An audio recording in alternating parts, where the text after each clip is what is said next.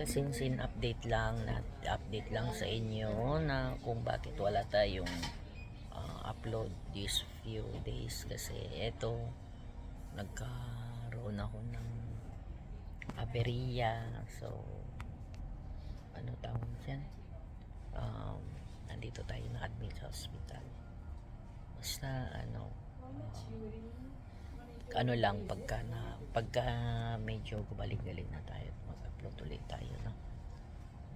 Basta yun nga din ang ingat lang tayo palagi sa araw-araw na importante, pinaka-importante sa lahat is yung ating kalusugan, na ingatan natin yung kalusugan natin. So ang hirap magkasakit, guys. Yun lang, basta ingat lang. Kahit na ano ng trabaho natin, kailangan natin yung trabaho natin is maging tayo, pagkain, huwag masyadong sa trabaho. Kailangan, importante ang health, kasi pagka yung health na natin nagka-problema, wala tayong magagawa, hindi pa tayo makapagtrabaho, diba? So yan lang, guys, at maraming salamat sa lahat ng mga nanonood. So yan